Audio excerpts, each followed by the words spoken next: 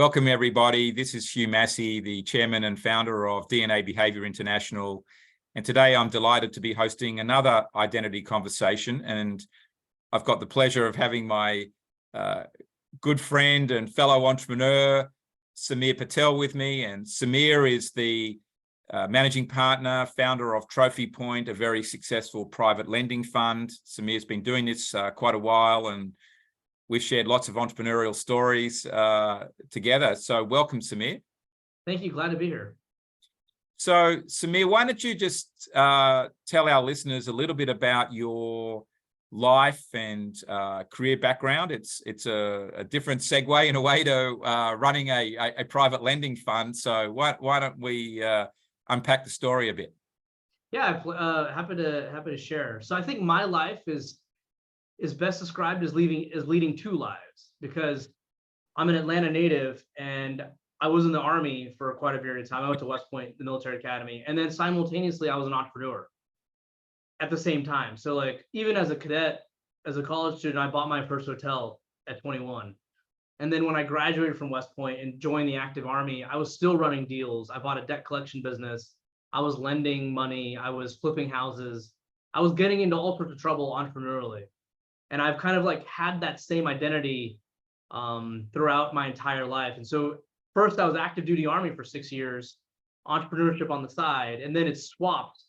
So now I do entrepreneurship, run my fund, and then I'm still in the Army Reserves on a part-time basis. So yeah, that's me in a nutshell. So what do you think triggered you to want to do these deals? I mean, clearly at 20 years old or 21 years old, going and buying a hotel is not normal. It's exciting, but sort of what is it about you that got you into the deals, or opportunity that came up, life experience? Yeah, I think you had asked me earlier about identity, and if I had to sum up my sort of sense of self or who I am, I think that word would be duty. And duty is not often synonymous with business or capitalism. Obviously, I'm serving in the military. I have a strong sense of duty to the country, to the Constitution, and things like that. But I also feel like I don't know where it came from. Maybe my father more than anything else. But I also feel like I have a duty to be successful in business or as an entrepreneur, because I felt that like this country, which is amazing, obviously, it was founded by people that were capitalists of sorts, right? Like the founding fathers, many of them were business owners and landowners. And I've always felt that to be a good leader in America, you also have to respect and be an entrepreneur or be a business person. And so I've always felt like I have a duty to be in business no matter what, whether I'm selling widgets or lemonade, or I'm, running a multi-million, $10 million, $100 million fund that I am now. Like I've always felt like it's my job to be in business. And that drives a lot of my decisions as well, and drives how I treat people and everything else in my life.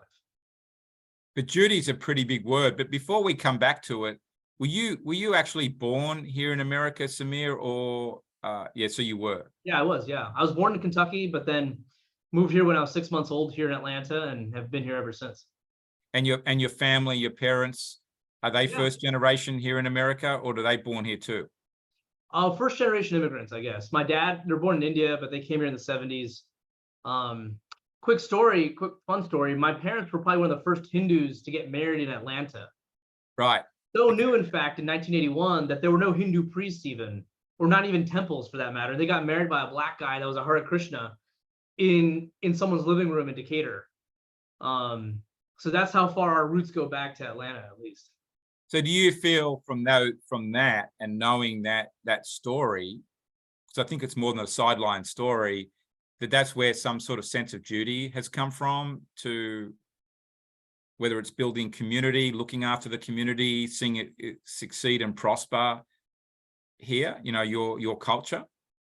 Yeah, you've hit on something very important to me, actually. I would not consider myself a self-made person by any respects. I am the amalgamation of many, many people, especially inside the Indian community, that have backed me, obviously with money, right? But then they've also spent time sharing with me, stories, perspectives, helping me with connections, like helping me in so many ways. Like I I don't consider myself like a brilliant or smart person, to be honest, Yeah. but I am good at asking for help.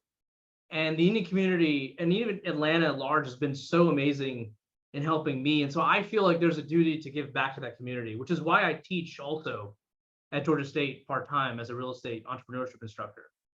Yeah. So duty is really in your personal ethos or culture, to be honest. I think so. That comes from my mother and father, to be honest. Like they, would they sacrificed when I was growing up in the 80s and 90s, like, my dad would reuse his paper bags, his lunch bags. He'd bring his own Yeah. lunch, first of all, right? So he's not buying lunch, so he's saving money there. And then he'd reuse the plastic spoon and reuse the paper bag. So that one bag like would carry him for like a month, And so like you're talking about $1, $2, like what does it cost for a paper bag? But they were these people that sacrificed tremendously in order to make sure that my sister and I had opportunities to travel, and we were not necessarily suffering from or wanting anything of necessary of value, I guess. But they were always volunteering. Like my dad was always, on the board as a volunteer with the Indian community and Yeah. with others. And so and he always brought me along, and I always saw that with what he was doing. And I think honestly, like the best business partners and the best people you work with in a commercial sense, they come from the same, or they should come from the same values that you do. And you usually can find, I teach my students this, that the best partners you're going to find are the ones that you work with or volunteer with at church or some sort of community organization, because those values translate so well into business and, and money. So a sense of duty, really, in a lot of ways, Samir, is in my mind, as I'm hearing you say that part too, is a very important core value for you. The Yeah, sense, 100%. Yeah. yeah, the sense of duty. But if we look at what are you great at doing, from a sort of, in a way, an execution point of view, and you go back and look at your an activity point of view, a talents perspective, and you look at your life in the army, and you had varying roles there, and then you're an entrepreneur as well doing deals. What is it? What's the pattern in there of things that you were great at doing? Is it executing a deal? Is it finding an opportunity? I think it's Being discerning in decision making. What is it that sort of always helped you jump to the next level? I mean, clearly, okay, we've got a set of values, but there's something about how you go about things that makes you exceptional. Yeah. So, my DNA profile is engager, right? And the talent I have is a sense of urgency. Actually, I don't think, I think finding deals is definitely a talent. I think finding investors, raising capital, that is definitely a talent. I think that's more of a technical talent, maybe. But again, it's rooted in my duty to the community that has allowed me to meet a lot of people. And I think they trust my sense of duty versus my technical or my mathematical acumen, I guess, Yeah. or my financial acumen. But more than anything else, I think my talent is just my impatience. And that rubs some people the wrong way. But at the same time, if someone is not being aggressive and someone is not like pushing people forward and getting things done and moving, constantly insisting that we will keep attacking and constantly, pushing, I'm not convinced things would get done, at least in my orbit. And so I am that person, and I have become that person. And that is, I guess, my superpower. And I think the other side sort of talent would be that I am very willing to make decisions quickly. Like I have made $1 million decisions with 20, 30 minutes of consideration. Obviously I've had to get some right info in front of me to consider it. But once that's in front of me, once I have a degree of certainty, it doesn't have to be, there's no way, I'll never have 100% certainty. Nobody will ever have 100% certainty. But I guess once I get to 50, 60% certainty and I know how to hedge my risk and things like that, I will make decisions and I will make them quickly. Like a good example is like my wife, for example. Like I met her and dated her for about 6 months, and I knew pretty quickly like she was the one, and I proposed within 8 months of meeting her. And I'm very glad I did, right? Because we've been going 7 years strong since. But I don't hesitate much to make decisions once I have a degree of clarity or certainty. Yeah, so you and I are very similar in that respect. I also took me 6 months. I probably got married though later than you did. I mean, I was 44 when we got married, but we'd known each other 1 year on the dot of having met. So we got engaged at 6 months, married at 12. So I feel like I'm like you. A lot of our style is similar. Once you've got the facts, enough facts in front of you, you never have 100% certainty. Make the decision and get on with it. So, and I think that fits in your DNA style of being very fast paced, which is the strongest element, along with being what we call skeptical. But I think if you turn that around and look at that being discerning, knowing how to ask questions, that looking at information, asking other people questions, but and the fast paced is being very logical, quick paced with decisions, task focused. I like how you put that. The discerning part is like, we know what to look for.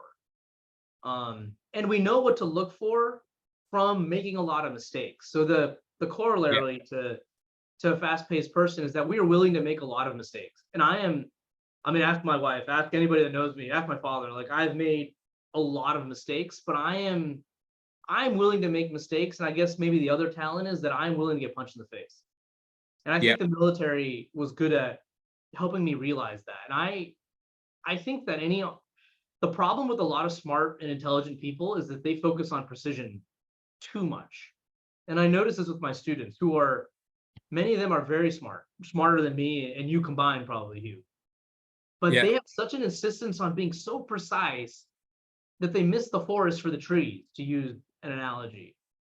Whereas they've spent so much time analyzing, trying to get it right, that they would have been better off just walking outside the front door and trying to sell something, to somebody. And if the person says no, so what? I make a mistake and I move on, right? Or if I lose a little bit of money, fine, whatever, right? I'll make more. I have confidence in myself that I'll make more and I'll recover from the mistake. So I would caution, like, the very smart people in the world, they don't get started in life, entrepreneurially at least, or maybe even other parts of life, because they're so afraid of making mistakes, and they confuse precision for accuracy, and they confuse precision for action. Yeah, I think you confusing precision for action, I think, is a good word. I think that, you need a certain amount of structure and discipline, though, so that there is some boundaries to it, but to be over analytical is a problem. I think the other part that comes with your style of being very fast paced and being prepared to make a mistake and then get on with it is being resilient. I think that's something that, entrepreneurs need to have. And you sort of want to know whether you are, whether you are resilient or not, and know that you can live with the consequences of something going wrong and mentally be up for it. I think that's the thing. Yeah, and I think, if you don't have that, some would call it grit. There was a good book about West Point in the opening chapter called Grit, and it detailed West Point cadets. I think, unfortunately, that resilience comes from an early age. I think it's developed. Do I think people can be born this way? Yes, absolutely. But I also think that, like, parenting and how you are raised has a lot to do with it. Because I think about my father, he was a corporate guy for 25 years, right? And didn't take much entrepreneurial risk in his prime years. But he was always willing to, like, hey, just go do it and see what happens, right? And if you make a mistake, just try again, right? It was nothing. Like, a mistake was just brushed off. Whereas, I look at my mother and some other members of my family who are so deathly afraid of making mistakes. Yeah. And it's just like the reaction that you see from your parents has a major imprint on your psyche, especially as you're growing up. And I'm grateful that my dad's voice in that particular realm of just brushing off mistakes was the voice that I heard the most, and which is what I've carried with me in my subconscious. So in a way, he allowed you to fail a little bit and take some. He allowed me to fail a lot of it, actually. Yeah, and when we were talking before, you talked about the fact that you started with one fund, then there was another. You started doing this with your dad, So how did that unpack itself? Because there's probably a story in there too. Yeah, so the quick version is that in 2008, my dad literally got the gold watch of hitting 25 years at IBM. And then literally within a few months, he was laid off. 2008 was obviously the great financial crisis. And he was laid off, and I was graduating from West Point. And I already knew, like we talked about, I already knew I wanted to be an entrepreneur. I'd already bought my first hotel. So in fact, I was probably a business owner before my dad in some respects. Yeah. Anyway, like my dad just started exploring entrepreneurialism because he thought he would die at his desk at IBM. And then all of a sudden his life changes dramatically. Like, he thought he would work at IBM for 40, 50 years and die at his desk in his 70s, 80s. And that'd have been a good life for him. Anyway, his world gets turned upside down. And then, the interesting thing about the financial crisis and many crises is that it also breeds opportunity. Yep. Somebody asked us for a loan. Me, my dad, and a few other partners, we cobbled together the money for this loan. And then another person asked, and another person asked. And we just started doing deals organically. And I was lucky to just be there kind of at the right place and time and offer myself to work at night while my dad would go find deals and I would underwrite them and do due diligence and help raise capital and all the things that, you need to do to get a real estate deal off the ground. And so we got to work in tandem and we learned together. And I am very grateful for that. And then to fast forward a little bit later, like we realized there's a diverging path of viewpoints here. Like I wanted to be professional. I wanted to take things to a much greater level. He's much older. He's in his 50s, early 60s.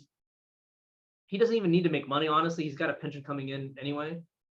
And so he asked me like to leave basically and said, hey, you should go start your own thing now. Like you're young, you're in your late 20s, early 30s. It's time for you to go, on your own. And I'm grateful. Initially I was a little disappointed that occurred because I had high hopes and dreams for what we'd already built. But then I started from scratch again in 2015, 2016. And, have always iterated. And I'm always willing to make mistakes. I'm so grateful for my partners, Dave and Nick, inside Trophy Point, because they have also been along for the ride over the last 6 years of all these meandering sort of deals that we've done, from trucking companies to equipment finance, to government contract lending, to private money lending. And eventually we found our product market fit. And, $100 million in deals later, here we are. Yeah, I think it's good. In some ways, I think, might have heard a little bit that your father let you go so that you could build a professional business, do it with people probably, closer to your own age or who wanted to go on that journey. And I think again, though, it takes resilience to handle that. But as we, we've unpacked some of your background, Samir, some of your strengths and how you see the world.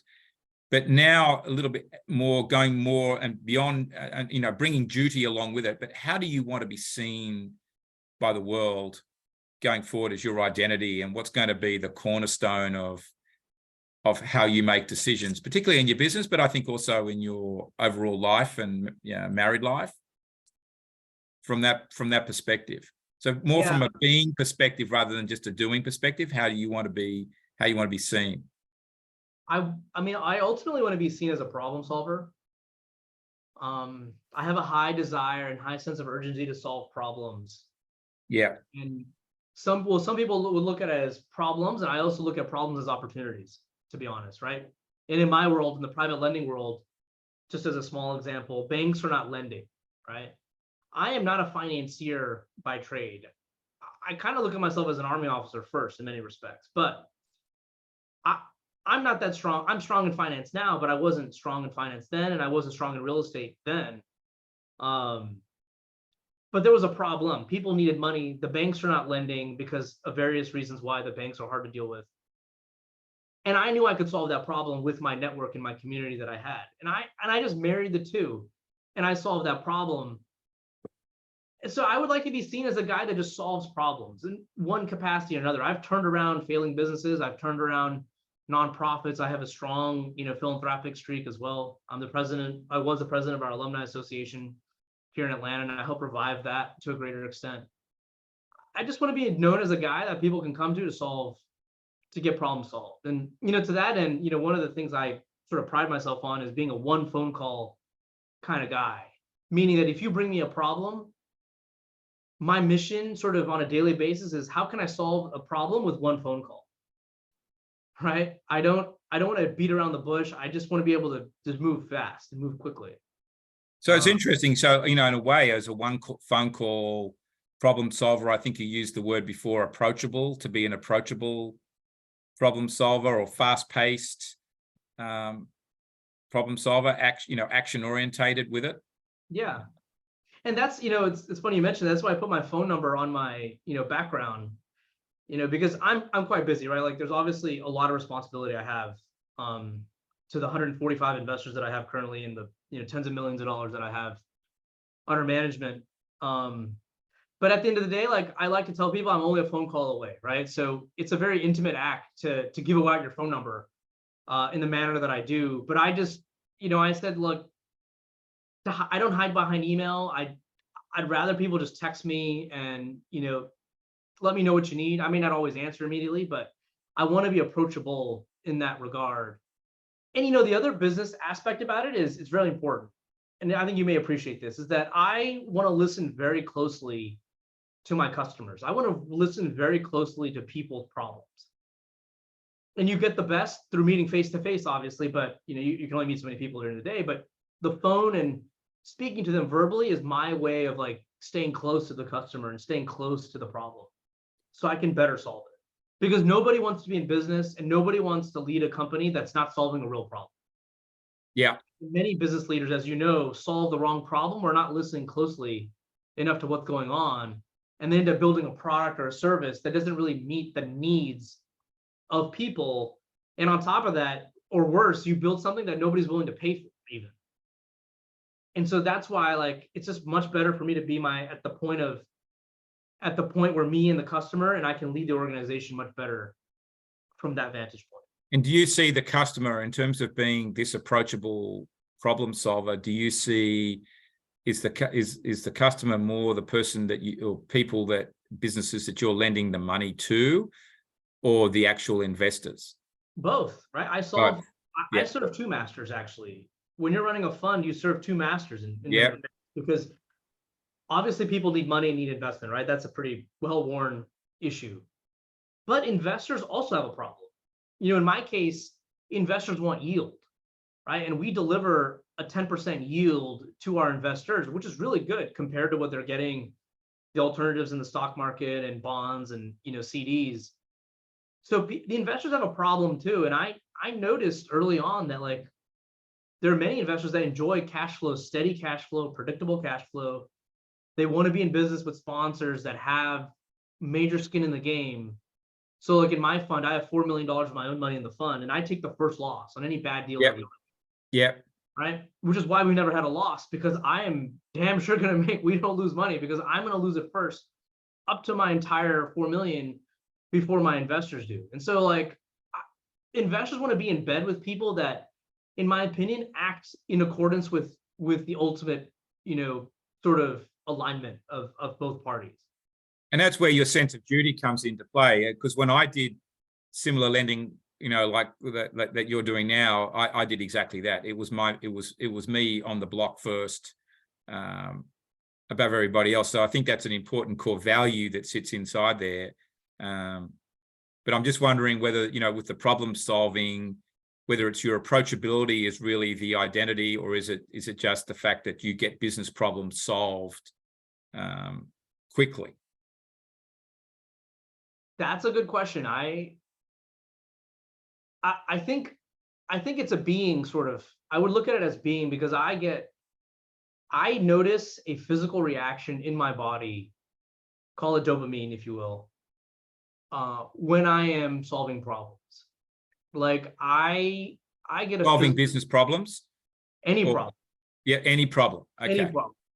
I mean, I've helped friends of mine in deep legal trouble that have nothing to do with business, and I have no problem, like, I enjoy, like, being able to at least map out how to solve the problem. Will we get it right on the first go? Maybe not. Very rarely do you actually get it right the first go. But I enjoy the exercise of mapping it out. And whether, like I said, I'm selling lemonade, or I'm lending money or I'm helping a nonprofit do better with its mandate, I enjoy that act. So I think that is the being of who I am. Is being the problem solver. I think so, yeah. If I had to, yeah. So I'm just wondering so being approachable again is probably a part of your core values of doing it and making it comfortable for people to share the problem and for you to respond quickly. But I wonder whether it's something to do with the quick pace that you do it. It's the mapping out of it. you're 100% right, actually. Being approachable is a side product of the larger sense of duty to solving problems that I have. I really like that. Because if there was some other act, let's say if email was more effective at solving problems, then I would do email. But I know, and you know, as business guys, that like picking up the phone and talking it out is probably the most effective way to get things done. So therefore, I am now approachable, and therefore I'm willing to give out my cell phone number. But it's something in how you get the problem solved is the key thing, because I think in a way you're able to see what the actual problem is quickly. Correct. Yeah. I mean, it's one thing I learned in the military is that leaders need to be at the decisive point of action. So for example, like if you're leading, a group of people from point A to point B, one of the tenets of the military leadership, at least, is that the leader needs to place themselves at the point, maybe not at the direct point, like I'm not leading the bayonet charge necessarily, but I need to be in a position where I can observe what the decisive point is and orient our actions accordingly.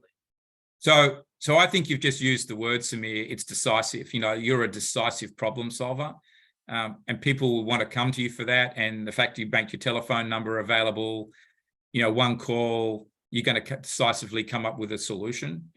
I think that's it. I appreciate that a lot, and that may be like my brand promise, right? Like we talk about. That's what I'm getting at. Is that's what you're going to get when you call Samir. Yeah. Decisively solve a problem.